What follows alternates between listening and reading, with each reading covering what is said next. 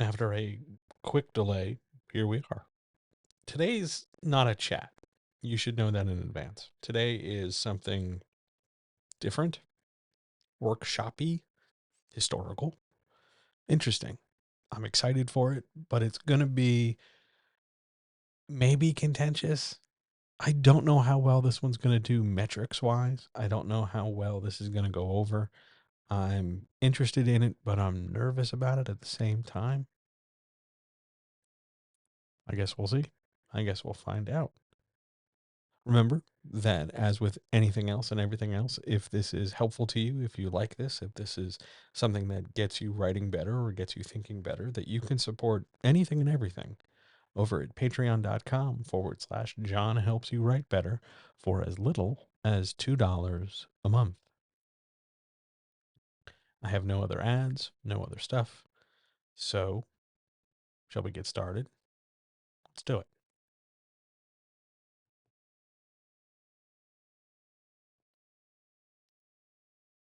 And today, I want to tackle the sort of one of the first questions, the first issues that everybody runs into when they start writing or they start going online for writing advice, trying to get help with whatever. And they, if you read or skim any kind of like publishing feedback or long threads about writing, invariably this is going to come up. And it's fine. Like, it's okay to have a debate. It's okay to have, lots of different people suggesting lots of different things. The problem is that, quite frankly, I think that, and we'll talk about it over the next however long this goes. Um, the debate's not great and it's not well informed, and it really bugs me because people parrot back unhelpful, inaccurate advice more often than simply answering the question in a way that helps somebody do better. And if you know me, I'm all about, doing the thing and saying the thing that's going to help you, whoever you are, doing whatever you're doing, help you do it better. So today, I thought I would take a stab at crafting my response, my idea, my concept behind, instead of show versus tell, show and tell. Let's do a nice intro. Ladies and gentlemen, guys, gals, non-binary pals, friends, writers, makers, plant enthusiasts, tomato eaters, sausage likers, anybody who's ever dunked Oreos in any kind of beverage, pretzel enthusiasts, pen collectors, people who have separate places for very distinct and special separate things, people who can find matching socks in the dark, anybody who's ever had to scramble around to do a thing that you thought was happening later in the day, but turns out is happening literally in like the next 10 minutes, people who remember to check and double check things just to make sure they're all right. And most importantly, the comrades. Hi, how are you? I hope you're doing well. Through no fault of my own, I continue to be John, the guy who's going to help you write better. And here we are doing a thing that, honestly, I've always talked about doing. I've always talked about putting something together, sharing something, even if it was just a podcast episode or something. I've always talked about it and kind of put it off because anytime I would start gathering notes or start gathering ideas, I'd see somebody online, I'd read some comment, I'd see some Twitter thread or something where people would just snipe at each other back and forth, real pointless, vapid debate that didn't go anywhere and didn't really do anything, but they still like just had enough time to yap at one another. And it would just be discouraging because it would really seem to me that nobody actually wanted to get down to like, here's what you do, here's what the problem is. Everybody just wanted to talk about why it was a problem or their anecdote about the one time it was a problem for them, and then the one anecdote about somebody who solved it permanently for them. I don't know what that even means, but that's kind of the surface, the top 20% of the iceberg that keeps getting talked about and gone through and gone around. And that's just not what I don't care. I don't want to give anecdotal advice. I don't want to rehash the same five things you can get when you Google. I just don't care. I want to be able to help people. And I don't mind answering the same question like 30, 40, 50 times. That's fine. I'll do it forever. Sure. But if there's one thing I want most, it's the ability to point somebody at a thing, a video, an object, a written statement, something I can point to and go, here's your starting place. No matter what else, no matter where we go from here, start in one spot. That's what I want this to be. I want this to be the start in one spot because it's important. But I don't think anybody really understands why it's important beyond the idea of like, well, it's what the publishing people say. Yeah, it is. But there's a reason to that beyond like capitalism or something. There's a narrative reason, there's a benefit to your writing reason. And I think that stuff gets lost in the shuffle. So often we give writing advice and dispense writing ideas where it's like, do this because the person on the other end, the person making some decision, the person holding some money, the person who's going to say yes or no, like they want it a certain way. So learn how to dance to their tune, learn how to like salivate when they ring the bell. And sure, I guess that's a way we could all go through life, I suppose. But if we're really interested in being just a more effective writer, a better writer, having more tools in the toolbox, having more, just familiarity with how we can put a picture in somebody's brain, it's really more effective and really more interesting, I think, to look at the theory and look at the ideas underneath and not worry so much about the publishing people said. Publishing people also put like weird shit in their coffee orders. So let's not take them as, carving every idea in stone. Let's instead take a look at, oh, here's some theory. Here's why it should matter to you, no matter what it is you're writing. Here's why this is a big deal.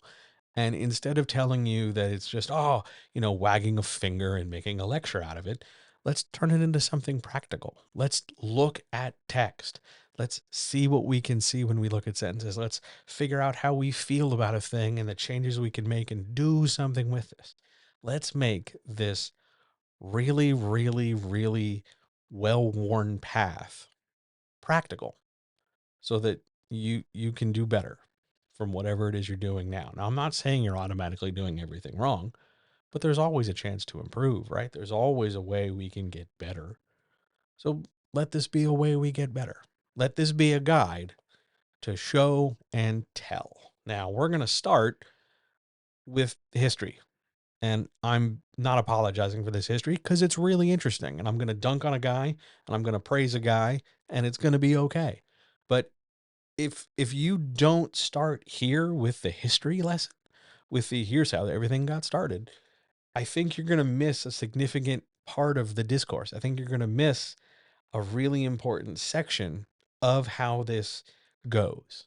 So bear with me. I'm going to try and make this not completely dry. And if you've got any questions, hi, chat. I forgot to say that before. Hello. Hi. Thanks for coming. Thanks for being here. It's good to see you. If you're watching this in the future, YouTube, hello to YouTube too. And if you're listening to this on the podcast feed, hello. It's nice to have, thanks for letting me be in your ears. But for now, we're going to talk a little history. So we start with where does show versus tell come from? And it comes from three guys. Initially, it comes from a guy named Anton Chekhov. You've probably heard of Chekhov. Not the guy from Star Trek. He's the guy who developed Chekhov's gun. The idea that if you have an important thing and it's a big deal and you talk about it, it better show up somewhere in the story, generally before the end of the story. Otherwise, it feels very weird that you spend time and space talking about a thing. He said the following thing in a letter to his brother. In his brother, before his brother died of tuberculosis, asked, "Hey, how do you do what you do? Because it's fascinating that you do it so well." So Anton sat down and wrote his brother Mikhail a couple letters, and one element from those letters was this. He was talking about just how to organize his ideas. And you want to group details together so the reader can close his eyes and see them. That's it. There were more sentences, obviously, but that's the birthplace of show versus tell. And if you look very carefully at what he said, the word show isn't there, the word tell isn't there, The word verses isn't there. There's no like, do this, don't do that. It's just straightforward, group details together so the reader can close his eyes and see them. Now it is gendered. Not really pleased about that, but hey, at least it's a straightforward instruction. So how does it evolve? How do we go from there as a starting point to the current nonsense that it is online? We have to go to another guy. We have to move time forward about 20 years to a guy named Mark Swan. Now, I've got a question mark next to his photo because I have no idea if that's the right Mark Swan. I think it is, at least in terms of what he looked like, but Mark Swan is a known commodity. He's written some plays, including, well, they're plays you've never heard of unless you went to school specifically to study American plays of the early 20th century. He's mostly known for being a guy who was also at parties. He was a guy who's like, oh yeah, he's also a playwright, and he wrote a book called How to Write a Play that kind of circulated through playwriting classes in schools for like 30 or 40 years. He he really didn't think he was making that big a splash academically, creatively, so he decided he was going to take old ideas, Chekhov, Tolstoy, even farther back ideas, and modernize them for American audience. He wanted to be a guy who became, because his plays were, well, they existed, they were okay, but he wasn't, like setting the world aflame.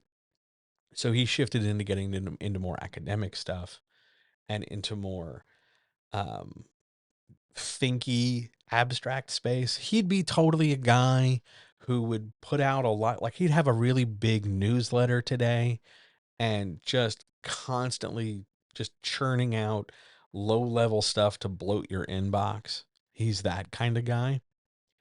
But he took all of Chekhov's notes and he took all of Tolstoy's notes and he took all of the, French writers from the last century or so. And he decided to organize these things in a more American, honestly, a more theatrical, audience based way of understanding stuff. So he took Chekhov's original statement and he turned it into this: you gather like with like, and you lead the audience to see the play in their mind. He's a theater guy. He's going to lens everything through theater. But now we've sort of evolved. Now we've expanded this idea. So again, we're still seeing a lot of similarities here with what Chekhov said, because we're no longer just grouping ideas, we're grouping similar ideas, like with like, and we are leading rather than just letting the audience see the play in their mind or see the details grouped together. We're still seeing, but there's no show and there's no tell. We're just gathering and encouraging. Still a little abstract, not really pithy for the internet age, not really, the short, sweet, dull as shit soundbite, we have. And now we get to the guy who, well, he sucks. He's dead now, but he sucked. This is a guy named Percy Lubbock. Percy Lubbock is, he's a jerk. I don't have enough like things to say about him. He is a literary critic and a jerk. He's, just a, just an unpleasant person by every account. He was never described positively. He was always described as a guy who needed more, like could have benefited from having some drinks, taking some drugs, getting laid, getting shoved into more lockers, that kind of atmosphere. He was a guy nobody really liked. Virginia Woolf like would get into fights with him, and I can't imagine what that must have been like. But Percy Lubbock wrote a book in 1927 called The Craft of Fiction. You can read it, it's online. It is an incredibly dense, incredibly overwritten, incredibly look at me and look how much of a special boy I am kind of book. And he took Swan's idea and Chekhov's idea, even though they're more or less the same idea, and he tried to shorten it down into something that he thought would make everybody remember him. Like, this is Lubbock's ideal idea. And he turned it into, you want to show, you show, don't tell. This is the first iteration of how that comes up. You want to show them, not tell them. And then he went on to expand it into show, don't tell. The problem is, nobody remembers Lubbock, but they do remember show, don't tell. That's how this gets started. Also, side note, You know how if you were an American in school pretty much through about 2005, you probably learned how to write paragraphs that had a topic sentence and then 2 to 4 sentences that followed, and then you would go to the next paragraph. That's from Lubbock. Lubbock made us write shitty paragraphs. He's the guy who drilled it into your head. He wrote Craft of Fiction. Craft of Fiction developed the modern paragraph. Craft of Fiction is also written in you have a topic sentence and then 2 to 5, 2 to 6, 2 to 5 sentences underneath, and then very little transition, and then immediately stick them into the next paragraph. That's Lubbock. So if you want to complain about who taught me how to write like that, Lubbock did, because his genius idea was to write this book, Craft of Fiction, and then when it didn't sell well to a regular audience, he pushed it to schools, and they swallowed it up. So show don't tell, and show versus tell as an overall debate ended with Lubbock and took off from there. And Chekhov, well, Swan most definitely got kind of stuck. We forget him, but it really starts with Chekhov. That's the history of show and tell. Straightforward. And now it's everywhere. Now it is absolutely like you can't go 3 pages on the internet and writing advice without somebody somewhere pulling you up some image or some chart or some topic about show don't tell, show don't tell, show don't tell. And the example they always give is that telling is really short, really brief, and showing is most definitely not brief, whatever it is. Sometimes they do a cutesy little graphic with it. Sometimes they make a chart. Sometimes they just italicize their examples, but it's everywhere. But it's all based on the Lubbock framework, not Chekhov. So here's my argument and here's my challenge. What if it's wrong? What if, I mean, Lubbock sucks and his idea is incredibly limited. And the only reason it took off is because it was a popular soundbite as opposed to something that you could turn into a practical working experience for writers. So what if it's wrong? What if we go back to the Chekhov original point of this, group details together so the reader can close his eyes and see them? What if it's not a demand? What if it's not carved in stone? What if it's a tool? What if it's just a tool, something in the toolbox we can use when we want to say some things versus not say other things? What if it's not a rigid thing? What if it didn't need to be shortened down to 3 words and then spewed all over the internet, but never really explained? What if everybody's got this wrong? And if everybody's got this wrong, what do we do about it? Because what if instead of pitching one side against the other, show versus tell, you want to do this, you don't want to do that? What if it's show and or tell? What if we want to do a little bit of both? What if we need to do both? What if it's do whichever one does the job the best? What if it's not as simple as just it's one or the other? Honestly, it shouldn't be that simple. Very few things in writing are that simple. Everything is subjective when we boil it down. Well, what gets your book accepted traditionally? What makes the query letter work? Why is the sentence effective? Who likes this book? How many stars does it get? All those things are subjective. So why on earth would we think that this one writing theory is objective? Why? Because some dude a century ago was enough of an asshole to drill this thing into school and nobody really questioned it because one, he was British, so I guess his accent sounded good. And two, he wrote a book. So he must have been an expert. He wrote a book and he's, got some weird British ruling class title nonsense underneath him. So he must know what he's talking about. I'm going to tip that on its ear today because I don't think it's one or the other. And I don't think telling people you want to not tell and you want to show instead is one of the least clear things you could say by far. I think it's not wrong, but it's sort of like telling somebody that instead of, go, here's how you drive to the grocery store, here are the directions. You just tell them, make your car go forward. Yeah, sure. It's technically true.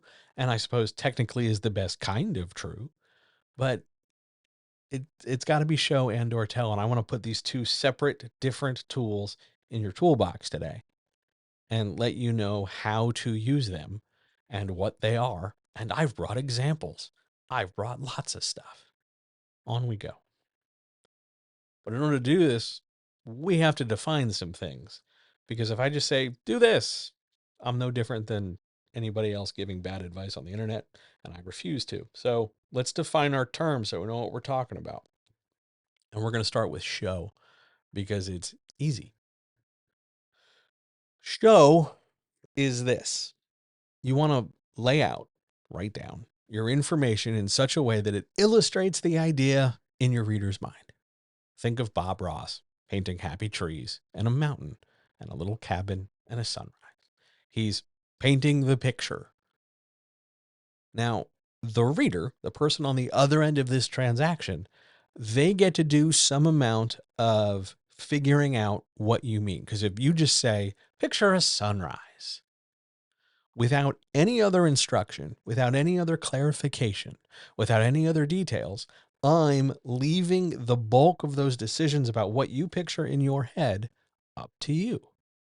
We had talked about this in last week when we covered writing exercises where I said, picture a bookcase. If I don't give you any other details, you plug in whatever thing you think of when you think of bookcase. That's show. It's loose. It gives you, the person on the other end of the transaction, the most ability to fill in the blank. And it's the most open-ended because you could picture anything. You could picture a sunrise with clouds in the sky. You could picture a sun on the left, a sun on the right, a sun at the center, a sun with these colors, a sun at this point in the horizon. There's loads of different variables in our sunrise or in our bookcase example. How many shelves, what color, are there doors, all that stuff. You get to make those decisions. You have a lot of utility. That's the ability to do stuff, the ability to make those choices. And variability, lots of different options. Show illustrates, paints the picture, Bob Ross style.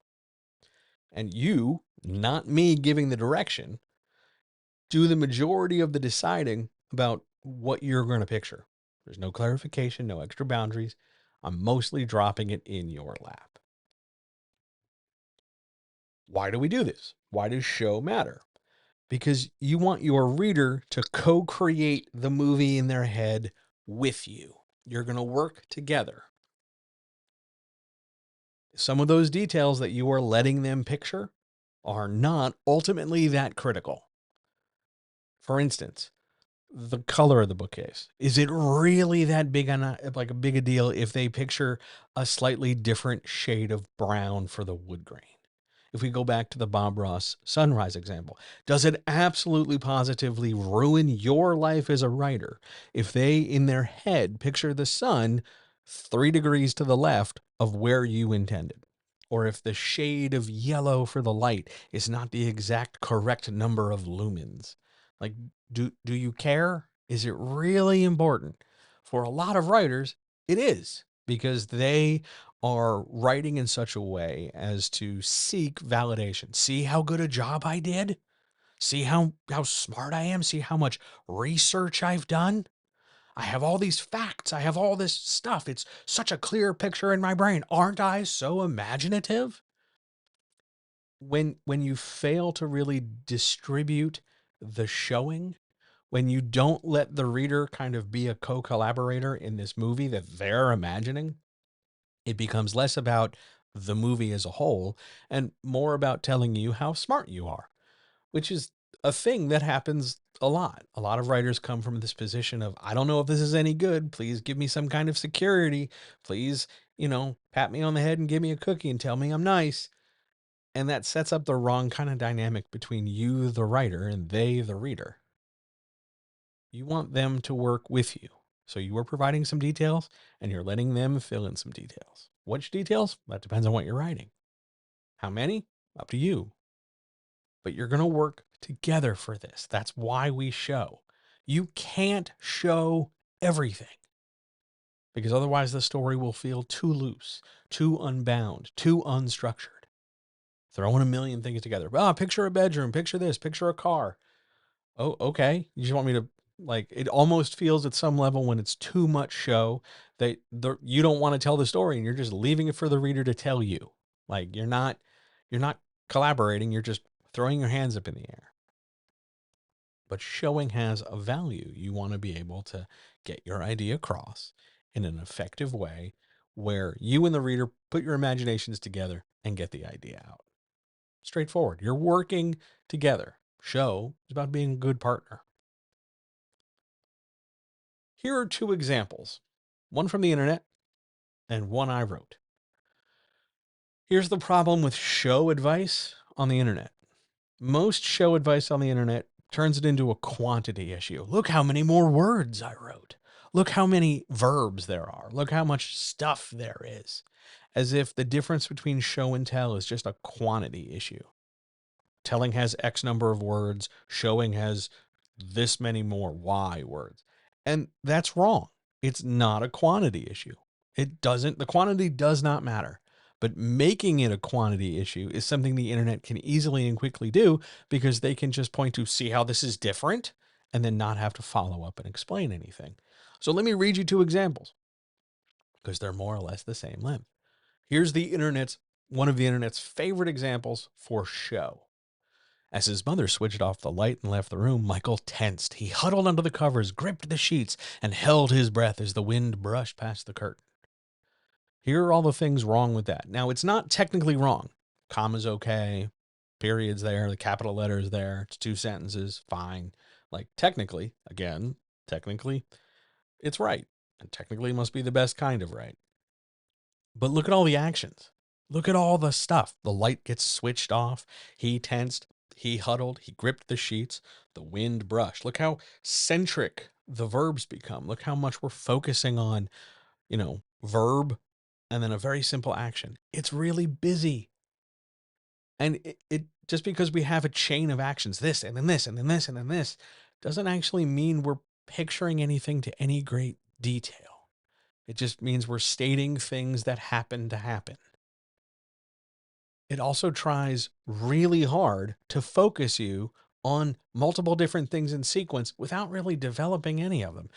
Light switches off. He tensed. Then he huddled. We don't really have a lot of space between tensed and huddled.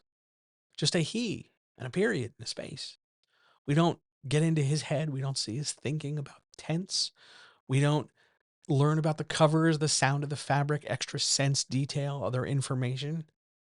We just move to the next verb as quickly as we can. We move to the next action, move to the next immediate thing I need you to know because I'm trying, allegedly, according to the internet, to show you all this stuff and move you through the panels of this cartoon in our imagination. It's too busy. It's too active. It does show, it is successful, but it's not necessarily showing to the best degree it can show. It doesn't really encourage you to be a co-collaborator in this experience. It's just me rattling off a list of actions. So now let's take, if I were doing this and we were going to come up with a different way that focuses us on something and still shows us something, we come up with a different example. When the fear came from Michael, it was always after that click, always after the kiss on the forehead, always after the insistence to sleep well. That fear would eat him every night for 30 years. There are fewer things happening here. There's no tension. There are no covers to huddle under. There's no sheets to grip. There are no curtains. There's no breath. There's no brushing. But it's got a vibe. That fear becomes the central focus. It's implied that other things have happened. There was a click, and there was a kiss on the forehead, and somebody did tell him to sleep well, insisting, in fact, to sleep well. And then there's a statement to help package all these ideas together. That fear would eat him every night for 30 years. It shows you the fear in a different, slightly more expressionist or impressionist way. When we show, we don't only want to rattle off actions or consequences. That's easy. And when we're learning how to write, that's a great thing to focus on. It's a great thing to focus on because we can immediately challenge a young writer, a kid in school, for instance, to think about, okay, well, what else is going on? What else can you picture? And when you're getting started, when you're learning how to move the camera effectively, when you're learning how to create the image in your head on the page, centering around verbs and chaining ideas together is a great tool. But we certainly absolutely cannot start and stop there. It's just a start. It's just where we begin from. But in time, we want to get away from just chain together 5 things that happen. Move us very quickly and hurriedly through things. We don't want to excuse feelings. We don't want to get rid of the vibe. We don't want to pretend like, oh, by the way, we'll fill that in later. Don't worry about that. We want to keep it as present as possible because it's a paragraph that it matters. One of the things not really mentioned here is that you have to think about what comes next. If we're going to, have a paragraph after these, how easy is it going to be to go from that wind brush past the curtain sentence to the next idea? Now, you might have to focus on, something outside, something external from Michael, external from this bedroom, in order to move things along, which can be a little bit jarring. We don't really get to develop Michael then if we're talking about how, while Michael is there afraid headlights move past the window. It's a little unnatural segue. We might also end up repeating ourselves talking about huddling and gripping, because this paragraph from the internet's example has what we call low utility. It's not bad. It's just difficult to move to my next idea from it without artificially creating some extra story scaffolding, without, smushing something in its place to build a bridge. If you go over and look at my example, we have slightly more utility, not much more, but some more, because we ended with this idea of that fear would eat him every night for 30 years. So we have the option to talk about the fear. We have the option to move time forward 30 years. We have the option of summarizing 30 years. We could also go back and talk about where Michael's at now. We have different utility and a different amount of utility, but it still conveys this idea of, hey, Michael is afraid. When we teach show, sometimes, most of the time, we're doing it wrong. Well, you're not wrong. Wrong might be too strong. How about we teach it inefficiently. We don't do enough with it. Internet advice about show turns it into a quantity issue, right? We just mentioned that. And it gives the idea that in order for you to effectively show, you have to fill the space with more stuff. And expanding an idea is not the same as showing an idea. Because if you expand the idea poorly, you just throw any old thing in there. You're not developing anything. You're just adding extra stuff. Ooh, picture this, and picture this, and picture this, and picture this. More expansion leads to bloat. We don't want to bloat. It makes editing and revising a nightmare. What we should be doing is trying to think about what our idea is and how smoothly we can move from it to the next idea and create a context. Because remember, this is a whole thing. It's a snowball rolling downhill. You're going to hear me say that a lot. So it's never on one sentence. It's never on one paragraph to do all the heavy lifting or be all the everything you need. Nothing exists in a vacuum. It's about creating this piece of information plus this information plus a piece over here. And in the aggregate, accumulating over time and space, you get more effective development in show. It's never on one sentence, one word, one verb to do all the showing, and it shouldn't be. But show advice on the internet is so driven down to an overly granular level, you get lost in it.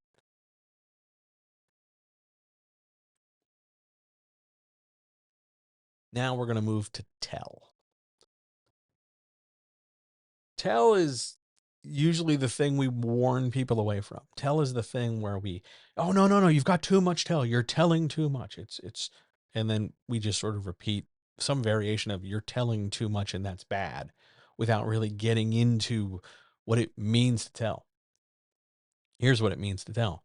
You're going to lay out, write down information in your story in such a way that how you are writing it dictates and specifies the idea in the reader's mind. It's inflexible. There's no longer that co-creation. You are saying, picture this, exactly this way, exactly this thing, with or without detail, with or without like extra clarification. When you say it's a couch, period, done. Maybe you get real fussy and you're like, it's this brand of couch. It's made of this fabric. It's this size, whatever. What it ends up doing, though, is after a while, it just feels more instructional than collaborative. I'm telling you this, I'm telling you, it's like a lecture. This thing, that thing, this thing, that thing.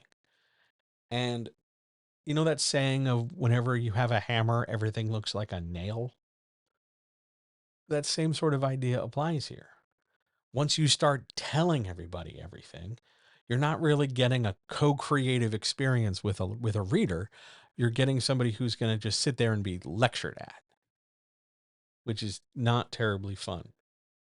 When we only tell, or when the preponderance of our writing is framed only in telling, or the majority of telling, we're keeping the reader at arm's distance, because it's really, really difficult to keep that lecturing vibe going while also diving into the character's head, getting into their thoughts, getting into their feelings in a way that the reader can relate. Because otherwise, I'm just going to say, he was sad, he was happy, there was this, there was that.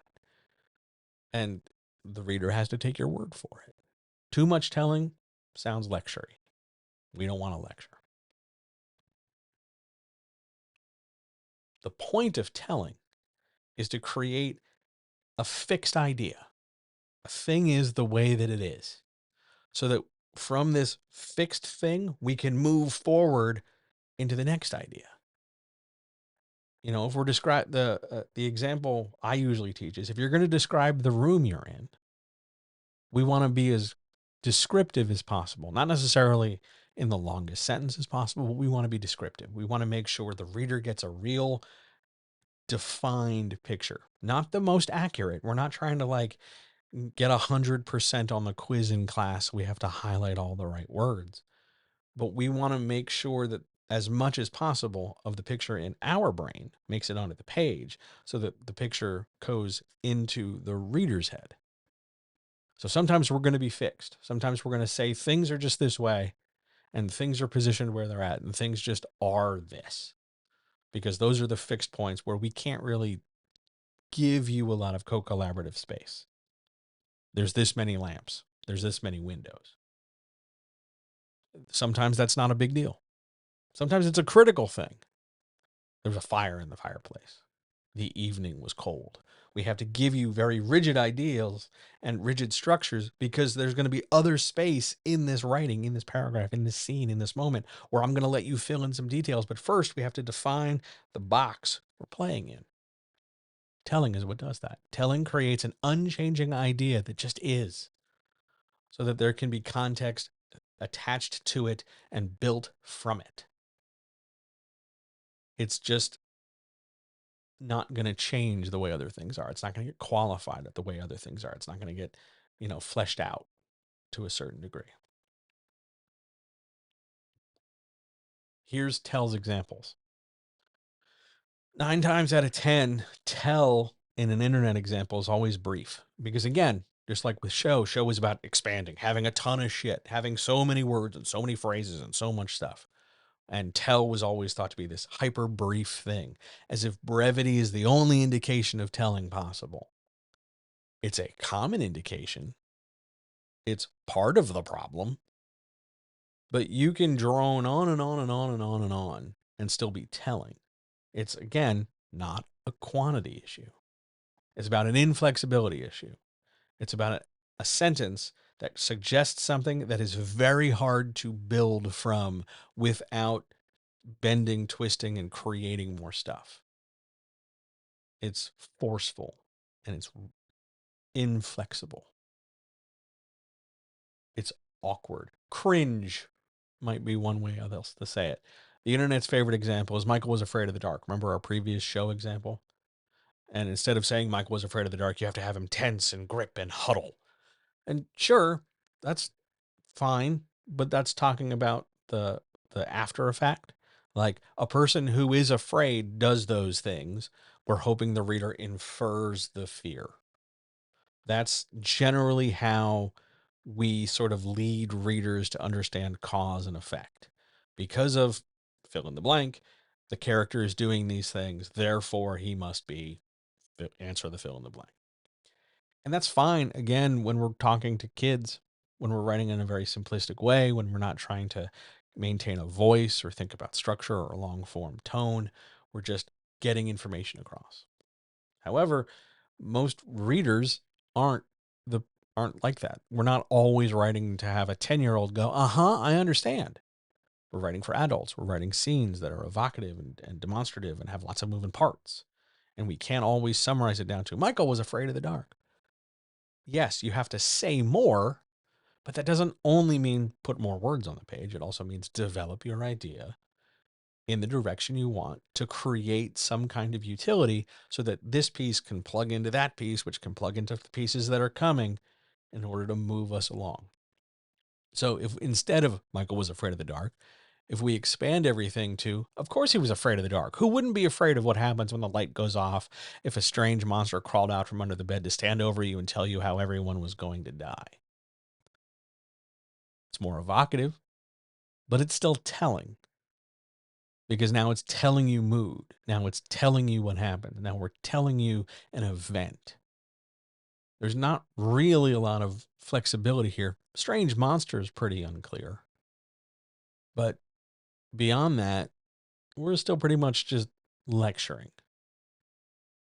What we don't want to do is sit in these extremes. We don't want to go as bare bones, fewest number of words possible. And nor do we want to go maximum number of words. How many words? How long can I take before I make a point? Don't hang out on the extremes. And I know for a lot of people, they hear that and go, well, yeah, that's obvious. It is obvious. You would be surprised though the number of people who kind of let that obviousness slip away while they're writing. I talk a lot about when I talk about writing and how to write better, I talk about moving the camera. Every sentence being a camera, every sentence sort of puts an image in the reader's brain or develops an existing idea in the reader's brain. That stems from this idea that sometimes you're going to show and sometimes you're going to tell and sometimes you're going to do both and sometimes you're going to do both at the same time, because it's not about locking you into a very rigid set of definitions saying this is this and that is that and it is always those things. It's not math, it's not science, it's not like concrete fact. These are tools, these are ways of expression. They get a little rough around the edges, they get a little bendy and blended together.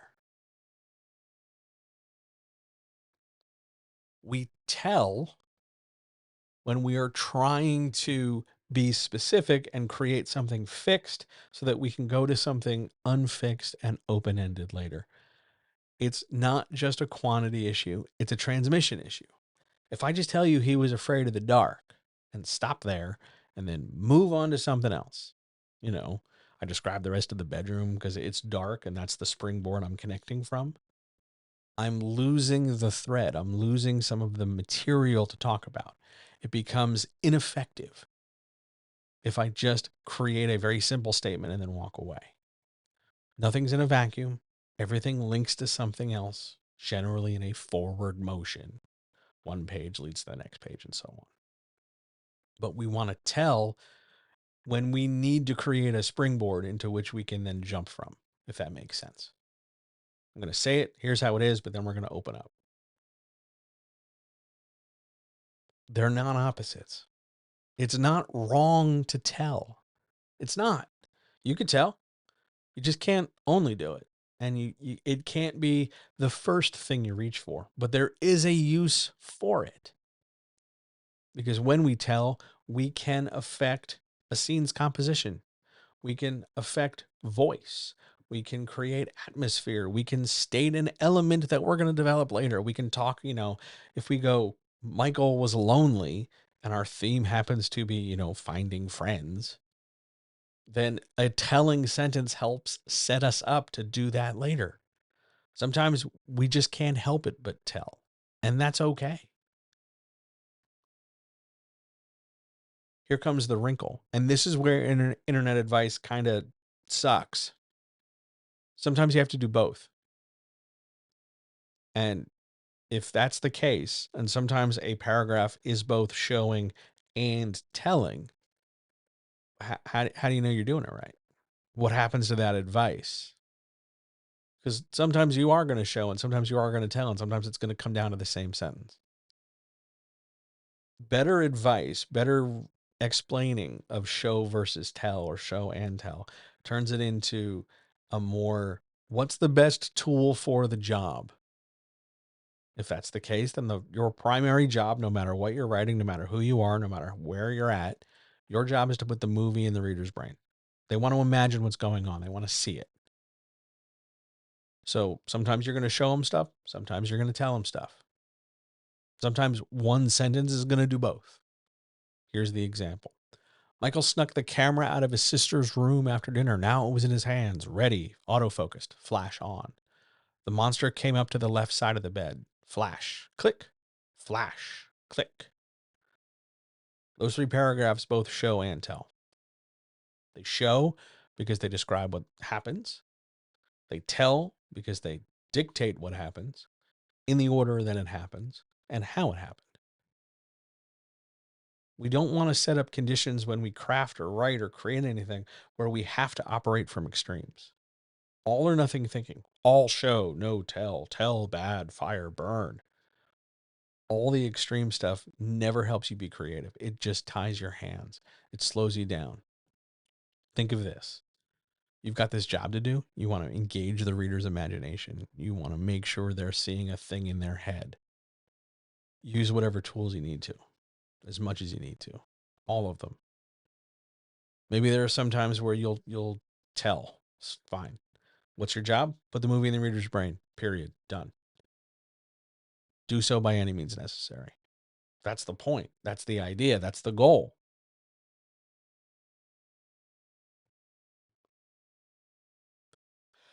I get flack about my examples in that I never really give enough of them, or that I gloss over them when I give them. So I brought you examples. Here's an example of a bad tell, just too much telling. Here's what this looks like. And then here are why it's a problem. Here's your bad example. He walked around the living room. It was nice. The couch was leather and there were bookcases along the wall by some windows. The place was okay, but not like his palace. But nothing probably would be. That's a lot of tell. It's a lot of tell. We can point to it. There's not a lot of development. The ideas are just sort of stated one next to each other. The sentences don't really feel connected so much as they're just about a thing in a sort of move to the next idea order. Each sentence individually feels like it's calling something out. This sentence is about the living room. This sentence is about whether or not the living room was nice. This sentence is about the couch. That part of the sentence is about the bookcases. This sentence is a summation of the whole idea. It doesn't feel like we're describing a place that somebody lives. We are giving some broad opinion about, this is what the guy thinks. But it's a very superficial opinion. We're not studying or mentioning other details. We're just kind of quickly, I'm making a dismissive hand gesture in an audio form, just kind of brushing through things. Whatever, get away from me. Say a thing. Here's the important part of this. If that was our paragraph, where do we go from what's next? How easily do we segue away? Because nothing like his palace, but nothing probably would be. Where does that leave us? How do we go back to talk more about the living room when we just made a statement that the palace is better? If we jump back to the living room and go, oh, by the way, there's a piano, doesn't that kind of undercut our statement about nothing's as good as the palace because we're back to talking about the piano? This does not have a lot of utility. It's okay. It's acceptable. If our next paragraph, if our next sentence is about, further comparing what the palace has to what this place lacks, sure, we could do something with it. But without that, otherwise, what are we doing here? It's unsmooth. And it feels like we're writing a checklist. Is there a couch? Are there windows? Is there a door? What about this? We are not preparing a flight. We are not going through an operation checklist. We are trying to put the reader in the room so that they could close their eyes and see the room, like Chekhov says. Or as Swan says, group like with like. How does this do that? It doesn't. That's why it doesn't work. Let's go the other way. What does too much show look like? It looks like this. Down the stairs, 26 steps, 25 if you skip that one that squeaks. Past the shelves with the glass jars he used to call the mutant collection. Around behind the furnace and the cracked cement he found it. The small portal to another dimension and the miniature person with their miniature face looking back at him. It's better than the telling paragraph. It's longer. It sounds theoretically like a cool idea. So why is this a bad example? Because there's no emotional depth here. It's just a guy doing stuff. We go down some stairs. How many stairs? Oh, well, there's the answer to that. Do we go past anything? Yeah, we go past some stuff. There it is. What happens when we do that? Oh, we find this portal. What's in the portal? Oh, I tell you. Sure, it's better. It's better than just saying there's a small face sticking out of a portal. It paints a little bit of a picture. There's some stairs. One of them squeaks. There's some shelves. There's a mutant collection. There's the furnace. There's some cement. You've got a couple details you could fill in. But I'm also relying too much on you filling it in because the picture in my head has those things, but I bet the picture in my head has more than just those things. There's no depth here. The question of what's this character thinking and feeling is not answerable in that paragraph. Now, I know what you're going to say. I can hear right now, I can think of two people who are going to listen to this or watch this and go, yeah, but I could answer that in the next paragraph, right? I don't have to do that all the time. And that is true. Not every paragraph, not every sentence has to carry all these different things. Sure, in your next paragraph, you could bring in the feelings, bring in the thoughts. Sure. But if the paragraph after that goes back to like the reality of the moment with the hole and the face and the this and the that and the physical objects of our space, that paragraph where in between you went into their head feels a little lost and disconnected, kind of like you shoehorned it in there. If you took this paragraph here and added a sentence literally anywhere in it to talk about what the character felt or what they thought, if we talked about, if we gave an impression of how the character is while they were going down the steps or while they passed the glass jars or while they went around the furnace, we could set up a feeling. Does it feel tense or is he worried? Who knows? Is he scared? Is he excited? If we set the emotions after the discovery of the portal or the recognition of the little face, we could set up, well, oh shit, what is this? How do we can engage the reader some more? We could position thoughts and feelings anywhere in here and improve the structure and improve the quality of what the reader imagines. You want to make sure that whenever possible, and again, this is not a case where every sentence is going to do this. Some sentences are just going to be sentences. But whenever possible, you want to link or bring in or involve not just the actions and some stuff, some objects, bring in those emotions because the reader is trying to connect to your character. And if you don't provide that emotional depth, if you don't provide the thoughts, the feelings, the vibe, the mood, if you don't create an atmosphere and you're just listing stuff that happens and objects that are involved, the reader's not really going to connect. They're only going to know. KNOW. And knowing, despite G.I. Joe telling us that it's half the battle, knowing is really only useful if there's going to be a quiz where we have to recall the information. But if we're trying to feel like we are escaping our human lives into the fantasy of our story and lose ourselves in the book and really appreciate the imagined things that are going from cover to cover and keep reading and stay there and want to read more, We need to bring in those emotional things and those abstract things. And showing by itself can't always accomplish it. The primary complaint of those same people who are going to tell me, oh, I could do it in the next paragraph, is usually, but not always, well, if I start bringing up the feelings and stuff, I'm going to slow down. Okay, so you slow down. Things can be slow. It doesn't automatically mean the first sign of slow, the reader bails. That's a terrible strategy. The reader isn't looking for reasons to leave. They're looking for a story to go on in their brain. They're looking for their imagination to be provoked and prompted.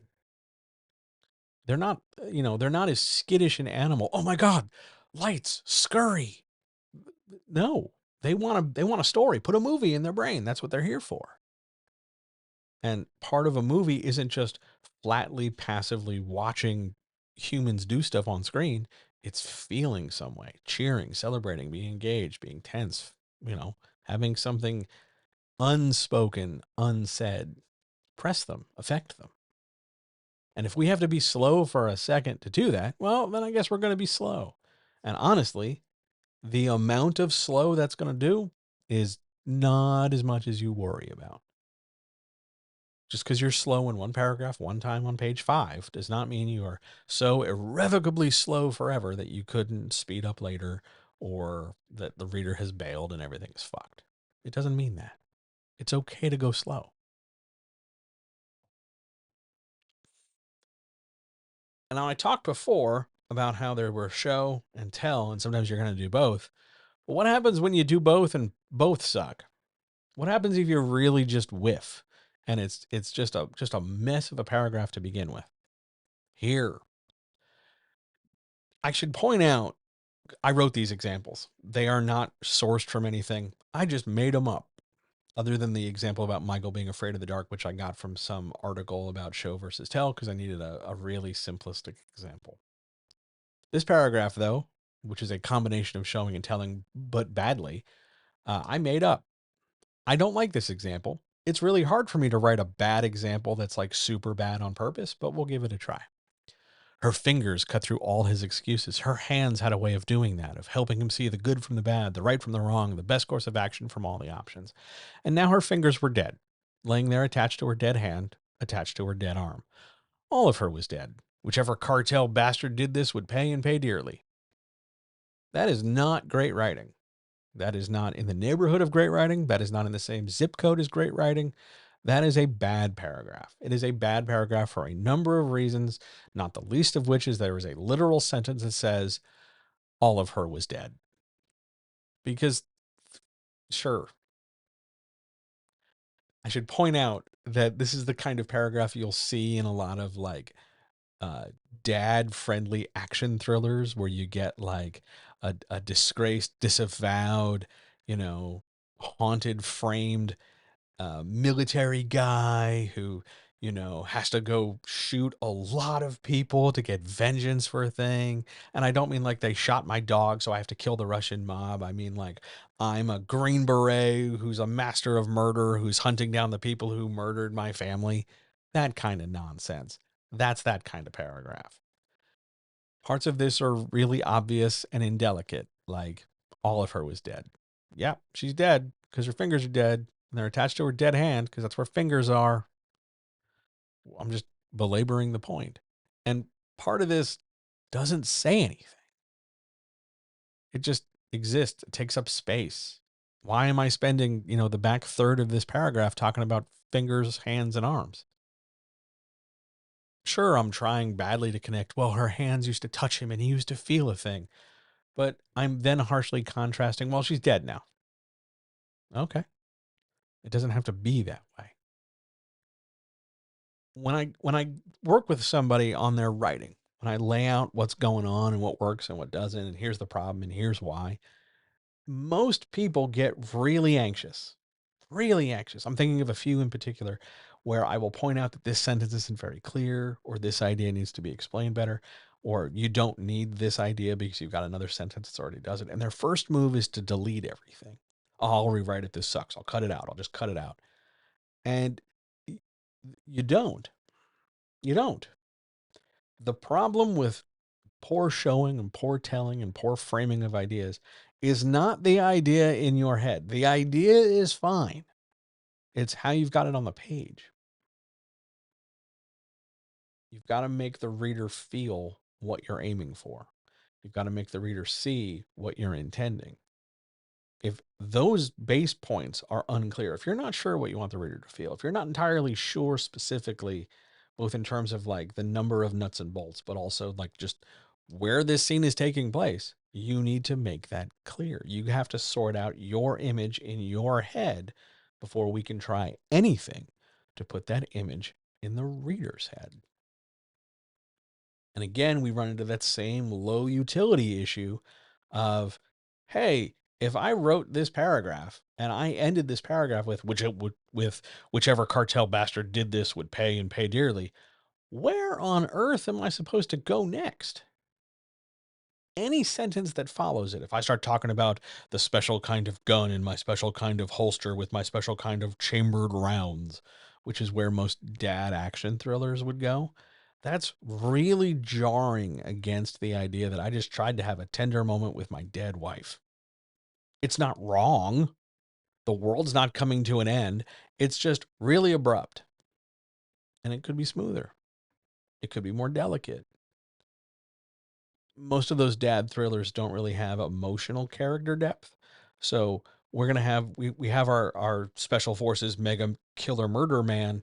We have him cry, but he only cries like quickly and briefly, and he only cries for a topic. And then when the tears are done, he's done, and it's back to the killing. Like it's not a human experience. It's not a human trying to write for other humans. It's a dude writing gear porn who's trying to just impress you with, the glory days of a character who is like hyper masculine and hyper confident, as if those are the only qualities people respect anymore, or nonsense like that. You got to think when you're writing whatever you're writing, this sentence I just wrote, this paragraph I just wrote, this scene I just wrote, does it put a movie in the reader's head? Does it contribute new information, or does it hold them back? Does it expand anything I've already got? Does it paint a clearer picture? Is it evocative? Does it suggest a mood, a feeling, a vibe, an atmosphere? Or am I just telling them that there's 11 different kingdoms of fairies? There's a time and place to tell them there's 11 different kingdoms of fairies, for sure. But this might not be the best time and place. And do we really need to know all 11? At some point, sure. But do we need to have it all in one paragraph of a character talking? Maybe not. Here is a better example. Here is good telling, because it's possible. We spend so much time talking about too much telling, bad telling. How about we highlight some good stuff? Here's a good example. Cult practice always started at 9. Dave was never sure why cults needed to practice, but whatever, practicing the dance moves and the chanting was a nice alternative to studying calculus. And maybe tonight Lucy would be there. When we talk about paragraphs and telling and showing, we start, for some reason, there's a whole subset of advice about getting very, very rigid and very, very like clinical in the dissection and autopsy of ideas, so that you have to label paragraphs as all tell or all show. Hell, that's one of the ways I learned how to do this. Is it the best? No. To be rigid like that doesn't get us anywhere. It's not bad. The world doesn't come to an end for you doing it, but you got to ask, if I do that, is it really going to help me? And chances are no, it's not going to help you. When we look at a paragraph and go, does this paragraph work? We're asking, does this paragraph express to the reader the stuff I need it to? There will be other paragraphs. There will be other pages. Right here, right now, in this moment, this sentence, this idea. I'm trying to communicate, that Dave hates calculus but is interested in Lucy. I'm trying to communicate that cult practice has a start time and that cult practice includes dancing and chanting. And bonus, if I can do all that while maintaining that kind of casual voice, then my paragraph works. That's what it is here. No big giant one paragraph must do everything. We don't know what Dave looked like. We don't know what the cult robes look like. We're not over showing every inch of every detail, nor are we just telling one thing and then shutting up and moving on. We're just trying to affect some kind of amount of information to get it out of my head and put it into yours. Here's an example of effective showing. Here's what showing looks like when it works. 19 blocks of small houses sprawled out around a factory, a great industrial octopus reaching out through the forests and over the hills, connecting the old MacArthur Highway to the new interstate. 3 elementary schools, 1 middle school, 1 high school, 4 churches, a million secrets. When people start poking around and they come to me and they go, I want to learn how to write better. One of the things they do at some point as we sort of get into it is, if they're not already, they try to pack paragraphs overly full with detail. The paragraph is only so big, it only has so many sentences, so we're going to cram it all in with as much stuff as possible, even if not all the stuff fits. We've overloaded everything. And you don't need to. You, in fact, should effort not to. You want to think about that snowball rolling downhill. Every time it rolls, as it rolls down, it gains a little bit more snow. It gains a little bit more stuff. And it keeps going and it keeps rolling. And just like the reader moving from page to page, thing to thing, information is accrued over time. So at any one point, whatever you're writing, that action scene, that dialogue, that romance, that this, that, is just in that moment, just in that context, just there, saying just that much. Yeah, 3 paragraphs from now, there's going to be a double cross. There's going to be an animal. There's going to be a monster. There's going to be a whatever. Sure. But we're not there yet. And you don't always want to put yourself in a position that, oh my God, I know 11 chapters from now, we're going to turn around and discover that the best friend is really the killer. You don't have to go with that knowledge all the way back to this sentence you're currently writing and try to set that up. It's not that delicate a construction of dominoes where, oh my God, I've changed one thing, so I have to roll back 65 dominoes and make sure it doesn't topple. It's not that fragile. You can always do another draft. You can always lay out a different idea in a different way. Think about utility. Think about how we are moving from one idea to the next.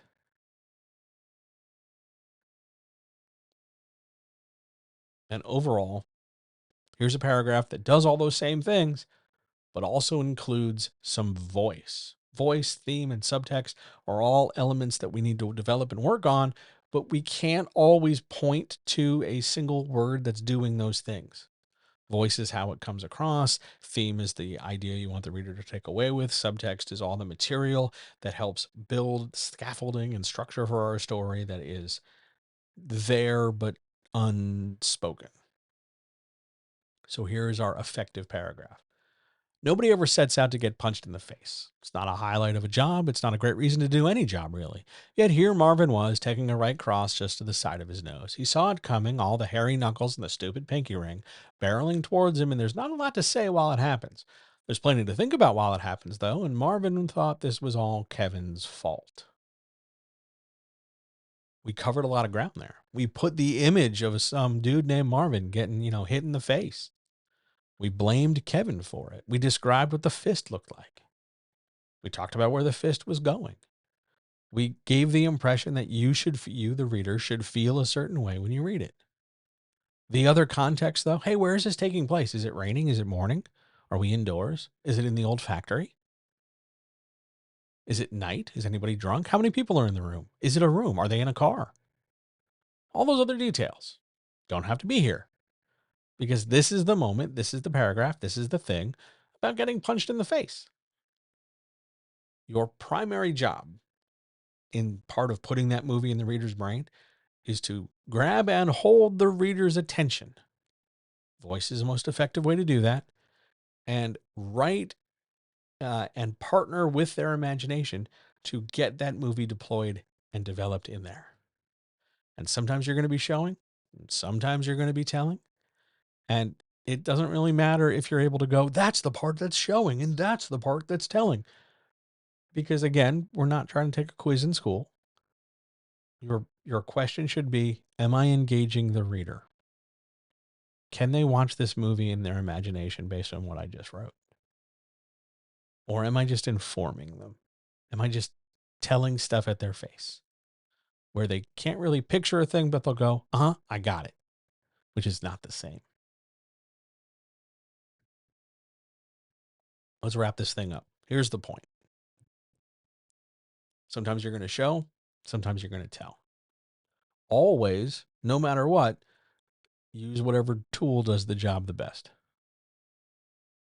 Telling by itself just informs. We want to do more than just inform. We want to inform and engage. You're going to show the reader what you want to imagine and inform them as a follow-up to what you've shown them. The two things, show and tell, work together. They are tools to help you accomplish your primary job of putting a movie in the reader's imagination. The order in which you do things, not that critical. Sometimes we want to inform them first and then let them imagine. Sometimes we want to imagine first and then let them be informed. And that's fine. One is not more right or more wrong than the other. It's just a matter of what's the best way for me to get this information across to you? Not in the fastest way possible, not in the shortest number of words, not now and forever, just right here in this spot where I'm talking about whatever I'm talking about. How do I get the information out of me and into you?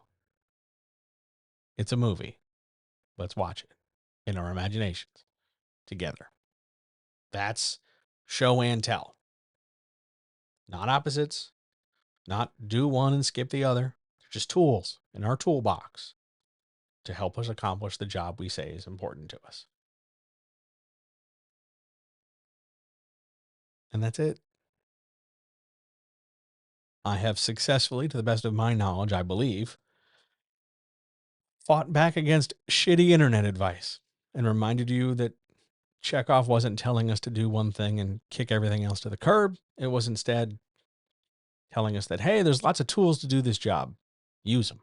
So I'm asking you, people in chat, people here, people there, you have any questions?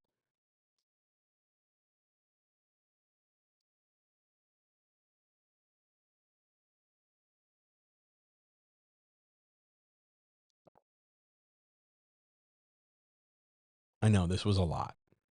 It was a lot, but it's useful. And this will be on YouTube. You can watch this over and over and over again. It'll also be on the podcast feed. You can listen to it over and over and over again. You want to get out of here?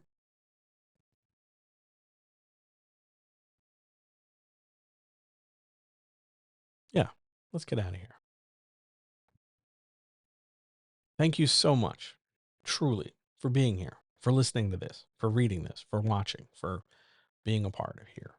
It means the world to me. Thank you ever so much for checking this out. Thanks. And thanks for giving me a break from, Q&A Tuesday. I don't mind the writer's chat. I love answering questions, but sometimes it's just nice to do more than just questions. We will be returning to questions next week.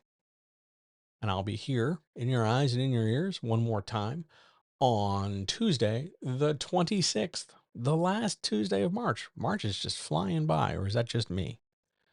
Yeah. I will see you then right here, twitch.tv/John Helps You Write Better at 1 p.m. Eastern for the next Writer's Chat. And if you enjoyed this and want to see more stuff like it, you can head over to the YouTube channel, youtube.com/John Adamus, as well as, everything here on Twitch.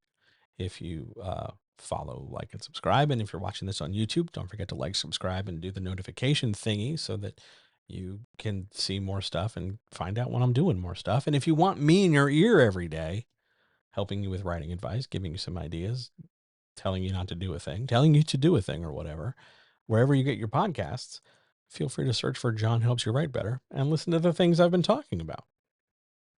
All right. Have a wonderful day, and I will talk to you very soon. See ya.